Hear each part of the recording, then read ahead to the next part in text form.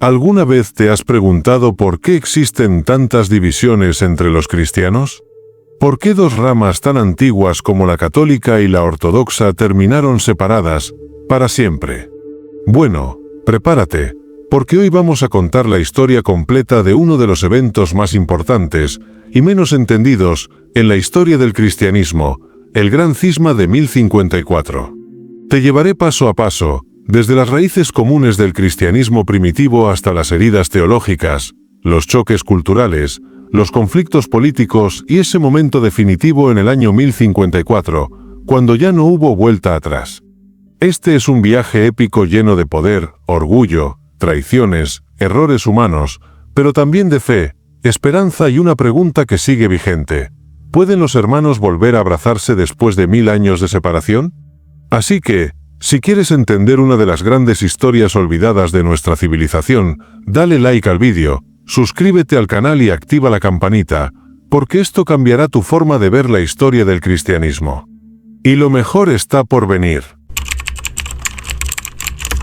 Había una vez un mundo dividido por imperios, lenguas y culturas, pero unido por una misma fe, el cristianismo. Yo vivía en aquellos tiempos en los que los templos se llenaban de incienso y cánticos, donde las enseñanzas de un carpintero crucificado eran tan poderosas que traspasaban fronteras, idiomas y costumbres. Caminaba por las calles de Antioquía, o tal vez Constantinopla, observando cómo los fieles se reunían en casas, catacumbas y luego en grandes basílicas. En aquel entonces no existían un catolicismo ni un ortodoxismo, solo cristianos. Seguíamos a Jesús, celebrábamos la Eucaristía y nos gobernábamos con un sentido de unidad que, aunque frágil, era real. Cada día, desde Jerusalén hasta Roma, pasando por Alejandría y Antioquía, los obispos escribían cartas, se visitaban y debatían. No siempre estaban de acuerdo, claro que no. Existían herejías que ponían en peligro la fe. Algunas negaban la divinidad de Cristo, otras confundían su naturaleza humana y divina. Pero cuando surgía algo crucial, convocaban concilios, esos encuentros donde miles de voces buscaban comprender el misterio de Dios. Hasta que un día, en Nicea, se reunió el primer gran concilio ecuménico. Allí nació el credo que muchos aún recitan hoy: creo en un solo Señor, Jesucristo. En los años siguientes, concilios como los de Efeso y Calcedonia profundizaron nuestra comprensión de quién era Cristo y qué significaba ser Iglesia. Así se fue conformando una estructura visible. Los 5 patriarcados, Roma, Constantinopla, Alejandría, Antioquía y Jerusalén, representaban el cristianismo en su totalidad, desde el corazón del Mediterráneo hasta Oriente Medio. Finalmente, bajo el manto de un mismo bautismo, todos éramos cristianos. No católicos ni ortodoxos todavía, sino hijos de un mismo árbol espiritual, creciendo en distintos suelos, con hojas diferentes, pero con las mismas raíces. Desde ese día, aquella unidad empezó a mostrar sus primeros signos de tensión. Porque, aunque la fe era la misma, el clima cultural, político y lingüístico ya iba gestando tormentas silenciosas que cambiarían para siempre la historia. Las divisiones más profundas comienzan con pequeñas diferencias que, si no se atienden, pueden separar incluso a quienes comparten el mismo origen. Había una vez un cristianismo que, aunque unido en fe, ya comenzaba a hablar en 2 idiomas, latín y griego. Y aunque pareciera un detalle menor, era como sembrar 2 semillas en tierras distintas. Yo vivía en medio de esas diferencias. Caminaba por las calles de Roma y luego navegaba hacia Constantinopla, sintiendo cómo cambiaba el aire, los gestos, los modos de rezar, de comprender el mundo y hasta de entender a Dios. Cada día veía cómo el mundo cristiano se dividía sin pretenderlo. En Occidente, Roma afirmaba su autoridad como la única voz de Cristo en la tierra. El Papa no era solo un obispo más, sino el guía moral y espiritual de todo el occidente latino. Allí, todo tendía a centralizarse, a definir un liderazgo claro, casi imperial. Pero en Oriente, en Bizancio, las cosas eran distintas. El emperador jugaba un papel fundamental en la vida eclesiástica, y el patriarca de Constantinopla no gobernaba solo, sino que convivía con otros patriarcados en un colegiado sagrado. Hasta que un día noté algo que antes no había sido tan evidente. Mientras en Roma se hablaba de el Papa, en Grecia se hablaba de los 5 patriarcas.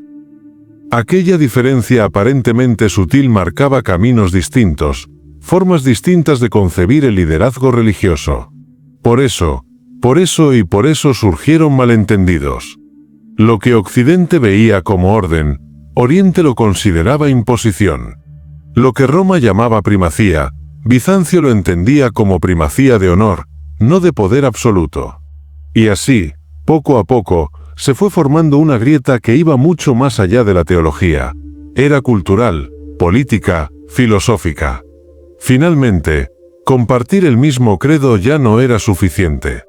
Comenzamos a interpretarlo de manera distinta, a celebrarlo de formas diferentes, a leerlo desde lenguas y realidades opuestas.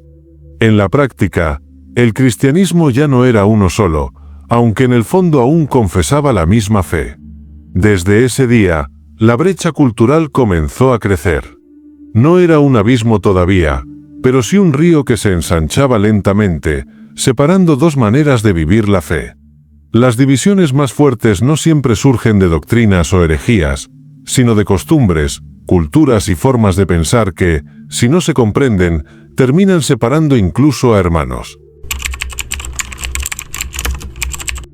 Había una vez un tiempo en el que ya no solo se trataba de creer lo mismo, sino de definir quién tenía la última palabra.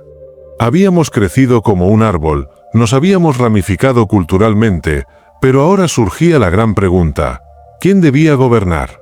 Cada día, en las catedrales de Roma, el Papa se sentaba en su cátedra recordando que era el sucesor de Pedro, el primer apóstol. Desde allí, afirmaba su autoridad universal sobre toda la cristiandad. En Constantinopla, sin embargo, el patriarca respondía que sí, que Roma tenía honor y respeto, pero no poder absoluto sobre las otras sedes. En Oriente, 5 patriarcas caminaban juntos, como estrellas en el cielo, cada uno con su luz, pero bajo el mismo firmamento. Hasta que un día, en medio de un mundo dividido entre emperadores y papas, entre imperios y reinos germánicos, la tensión dejó de ser un simple debate teológico y se transformó en una disputa política abierta. Roma buscaba unidad bajo un solo guía. Bizancio defendía una iglesia colegiada, donde nadie dominaba a los demás. Era como si 2 hermanos hubieran heredado la misma casa, pero uno insistiera en quedarse con las llaves definitivas. Por eso, surgieron conflictos constantes. El Papa reclamaba obediencia, Oriente exigía concilio. En Occidente, se consolidó una estructura vertical, arriba el Papa, abajo los demás. En Oriente, el modelo fluía de forma más horizontal, patriarcados, sínodos, decisiones compartidas. Pero aquello no era simplemente una diferencia administrativa, sino una visión completamente distinta sobre el liderazgo cristiano. Finalmente, aquel choque de perspectivas se convirtió en una herida latente. No éramos aún enemigos, pero ya no nos entendíamos. Roma quería ser la cabeza visible de toda la Iglesia. Oriente veía eso como una afrenta a la libertad de sus obispos. Y así, sin que hubiera un golpe directo, ya estábamos midiendo fuerzas, preparándonos para una ruptura que, aunque todavía lejana, era inevitable. Desde ese día, la lucha por la autoridad dejó de ser un conflicto silencioso y pasó a ser el motor oculto de muchos otros desencuentros que estaban por venir. Cuando 2 líderes tienen visiones distintas sobre el mando, aunque compartan la misma fe, el conflicto termina siendo cuestión de tiempo. Había una vez un verso en el credo que no se decía igual en todas partes. Y aunque parecía un detalle menor, casi insignificante para muchos, terminó convirtiéndose en la herida más profunda entre nosotros. ¿De dónde procede el Espíritu Santo? Cada día escuchaba cómo en Occidente se afirmaba que el Espíritu Santo procedía del Padre y del Hijo, filioque en latín, mientras que en Oriente se mantenían fieles a la antigua profesión de fe, solo del Padre. Para mí, aquel cambio parecía una adición inocente, pero para otros era una herejía disfrazada de piedad. Hasta que un día, Aquel añadido hecho en un concilio local en Toledo, en tierras visigodas, llegó hasta Roma y luego hasta Constantinopla. Allí, los obispos griegos se horrorizaron. No solo por la idea en sí, sino por el hecho de que se había cambiado unilateralmente el credo, el texto más sagrado y común que compartíamos. Fue como si alguien hubiera modificado la letra del himno nacional sin consultar a nadie. Por eso, el filioque pasó de ser una discusión teológica a convertirse en una bandera de división. En Occidente, lo consideraban un refuerzo de la divinidad de Cristo. Si es Dios, entonces también debe participar en la vida del Espíritu. En Oriente, lo interpretaban como una alteración peligrosa que rompía el equilibrio trinitario. ¿Acaso el Espíritu ya no procedía directamente del Padre? Finalmente, aquella herida teológica se convirtió en el reflejo de algo más grande. Ya no solo no nos entendíamos en política, ni en cultura, sino que la brecha se había extendido hasta lo más sagrado. Si ya no podíamos recitar el credo de la misma manera, ¿qué nos quedaba en común? Desde aquel día, el filioque dejó de ser una simple palabra y pasó a convertirse en una herida abierta, un recordatorio constante de que, aunque aún compartíamos la misma fe, nuestros caminos ya no iban juntos del todo. A veces, una sola palabra puede dividir a un mundo entero, sobre todo cuando toca lo más sagrado. Había una vez un mundo que se expandía, y con él, también se extendía la fe. Pero no todos querían llevarla de la misma manera. Caminaba por las calles de Roma, donde los misioneros partían hacia tierras eslavas bajo la autoridad del Papa. Y también viajé a Constantinopla, donde otros, igual de fervientes, llevaban la cruz y la palabra de otra forma, con otro idioma, otra música, otra manera de entender lo sagrado. Cada día veía cómo el cristianismo buscaba nuevos pueblos que abrazaran su mensaje. En aquel tiempo, Bulgaria era un campo de batalla silencioso, pero decisivo. El Khan Boris quería bautizarse y convertir a su reino, pero no sabía si hacerlo bajo la guía de Roma o de Constantinopla. Era como elegir entre dos casas grandes, ambas con la verdad, pero con puertas cerradas una contra la otra. Hasta que un día llegaron San Cirilo y San Metodio, dos monjes bizantinos que creían que la fe debía llegar en el idioma del corazón, no solo en latín o griego. Crearon el alfabeto cirílico, tradujeron las escrituras y celebraron la liturgia en eslavo antiguo. Fue un acto revolucionario, y también una provocación para Roma, que insistía en que la verdadera liturgia solo podía ser en latín. Por eso, comenzaron los choques. El Papa reclamó autoridad sobre aquella misión, prohibió el uso de lenguas vernáculas e incluso encarceló a Metodio. Desde Oriente, esto se vio como una imposición rígida, fría y desconectada de la realidad cultural de los nuevos fieles. Finalmente, el daño estaba hecho. Bulgaria se inclinó hacia Constantinopla, pero el resentimiento quedó sembrado. ¿Cómo podían compartir la misma fe quienes trataban tan distinto a sus misioneros? ¿Acaso no era la evangelización una sola? Desde ese día, entendimos que ya no solo nos separaban ideas teológicas o disputas de poder. Ahora también nos dividía la forma en que vivíamos la fe, el idioma en el que rezábamos, la música con la que cantábamos a Dios. La evangelización puede unir o dividir, dependiendo de si respetamos las culturas o las imponemos. Había una vez un encuentro que se planeó para sanar heridas, pero terminó siendo el momento en que las cicatrices se convirtieron en llagas abiertas. Fue en el año 1054 cuando todo cambió, aunque no de inmediato, ni como muchos creen, con un grito o una espada. No, esta fue una ruptura silenciosa, ritual, casi litúrgica, pero definitiva. Cada día, desde hacía décadas, las tensiones entre Roma y Constantinopla habían ido creciendo. Había desacuerdo sobre el filioque, sobre la liturgia, sobre quién debía gobernar. Pero también existían resentimientos culturales, políticos y personales. En Oriente se decía que Roma era orgullosa, en Occidente, que Bizancio era terco. Hasta que un día llegaron a Constantinopla 3 legados papales encabezados por Humberto de Silva Cándida, un cardenal de temperamento fuerte y visión clara. Vinieron con cartas del Papa León IX, exigiendo reformas en la Iglesia Oriental y el reconocimiento de la autoridad romana. Pero al patriarca Miguel Cerulario no le gustó nada. Se sintió atacado, juzgado, invadido. Por eso, las negociaciones fracasaron antes de comenzar. No hubo diálogo real, solo enfrentamiento. Y un día de verano, el 16 de julio de 1054, mientras se celebraba una misa solemne en Santa Sofía, los legados entraron en la catedral y dejaron frente al altar una bula de excomunión contra el patriarca. Luego se dieron media vuelta y se marcharon. Finalmente, aquella escena se volvió simbólica. Ni siquiera fue un cisma formal en términos canónicos, pero sí un acto público, intencionado, cargado de significado. El patriarca respondió quemando la bula ante sus obispos y excomulgando, a su vez, a los legados. Ya no éramos solo hermanos distanciados. Ahora estábamos oficialmente divididos. Desde aquel día, aunque nadie lo supo entonces, se cerró una puerta que tardaría siglos en volver a abrirse.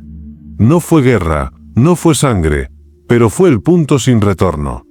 A veces, no se necesita un conflicto violento para romper algo para siempre.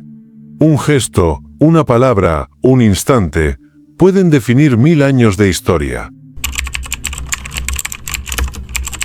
Había una vez un cisma que muchos creyeron que el tiempo podría sanar. Pero no fue así. Al contrario, aquella herida abierta en 1054 comenzó a infectarse.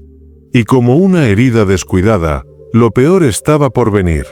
Cada día, desde aquel lejano 16 de julio, las relaciones entre Oriente y Occidente se fueron enrareciendo. Ya no solo nos separaban la teología o el lenguaje, sino el resentimiento. Roma veía a Bizancio como un hereje disfrazado, Bizancio veía a Roma como un invasor arrogante. Aunque ambos seguían llamándose cristianos, ya no compartían ni la mesa ni el pan. Hasta que un día ocurrió lo inimaginable. En 1204, durante la Cuarta Cruzada, los ejércitos latinos, que deberían haber marchado contra los musulmanes, se volvieron contra su propio hermano cristiano. Constantinopla, joya del cristianismo oriental, fue brutalmente saqueada por cruzados occidentales. Sus calles se llenaron de sangre y llanto. La gran basílica de Santa Sofía fue profanada, despojada de sus tesoros, humillada. Por eso, el daño dejó de ser espiritual para convertirse en físico, en carne viva. Nunca antes había sucedido algo así, cristianos matando a cristianos, saqueando su propia historia sagrada.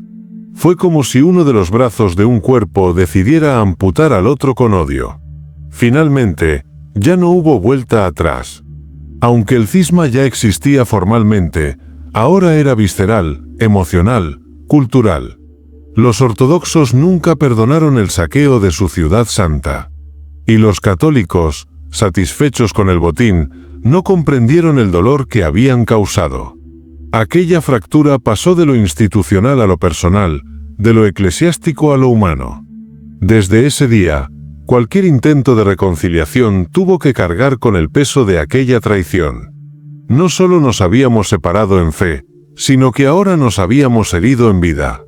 Cuando la división va acompañada de violencia, el perdón tarda generaciones en sanar, si acaso alguna vez lo hace.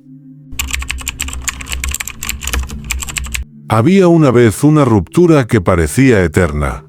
Tras siglos de desencuentros, saqueos, excomuniones mutuas y heridas profundas, pocos imaginaban que algún día podría construirse un puente entre nosotros. Pero aunque la historia nos separó, también sembró en algunos corazones la semilla del diálogo. Cada día, a lo largo de los siglos, hubo voces que preguntaron, ¿podemos ser cristianos sin estar divididos? Algunos obispos, teólogos y líderes espirituales intentaron tender puentes. En Lyon, en Florencia, en encuentros discretos entre sacerdotes y monjes, pero cada vez que parecía haber un avance, volvían las sospechas, los temores, los intereses políticos o eclesiásticos. Hasta que un día, en 1965, Algo cambió. Fue simbólico, pero profundo. El Papa Pablo VI y el patriarca ecuménico Atenágoras se encontraron en Jerusalén. Se abrazaron. Y juntos decidieron anular las excomuniones de 1054, no como un cierre oficial, sino como un gesto de reconciliación. Era como si dos viejos enemigos, después de 1000 años, se dijeran, ya no queremos llevarnos mal. Por eso, desde entonces comenzaron los diálogos oficiales. Comisiones teológicas, encuentros intercristianos, declaraciones conjuntas. No todo fue fácil. Roma seguía insistiendo en la autoridad universal del Papa. Constantinopla rechazaba cualquier forma de centralismo. Pero ya no era solo confrontación. Ahora era conversación. Finalmente, en el siglo XXI, vimos gestos impensables para nuestros antepasados. El Papa Francisco y el patriarca Bartolomé caminaron juntos, oraron uno al lado del otro, incluso reconocieron mutuamente el bautismo como vínculo real de unidad. No resolvieron todas las diferencias, claro que no, pero demostraron que el camino hacia la reconciliación no está cerrado. Desde aquel día, entendimos que, aunque sigamos rutas distintas, compartimos el mismo destino, seguir a Cristo. No tenemos por qué pensar igual, pero sí podemos querer lo mismo: unidad, paz, amor verdadero entre hermanos. Las divisiones pueden durar siglos, pero nunca es demasiado tarde para buscar la reconciliación. Incluso entre cristianos. El Gran Cisma no fue solo un evento histórico, fue el momento en que dos mundos cristianos tomaron caminos distintos. Pero también fue un recordatorio: cuando olvidamos escucharnos, incluso la fe más grande puede fracturarse. Hoy sabemos que no todo está perdido. El diálogo sigue abierto. La reconciliación es posible. Pero primero, necesitamos entender de dónde venimos, qué nos separó, y por qué todavía importa. Si te gustó este viaje a través de 1000 años de historia, no olvides darle like al vídeo, compartirlo con alguien que ame la historia o la fe y, por supuesto, suscribirte al canal para no perderte nada de lo que viene. ¿Quieres que hablemos de otros grandes momentos de la historia cristiana? O quizás de las cruzadas, la Reforma o el nacimiento de las principales tradiciones religiosas. Déjame saber en los comentarios. Porque esto apenas comienza. Y recuerda, la historia no solo nos enseña el pasado, nos ayuda a construir el futuro.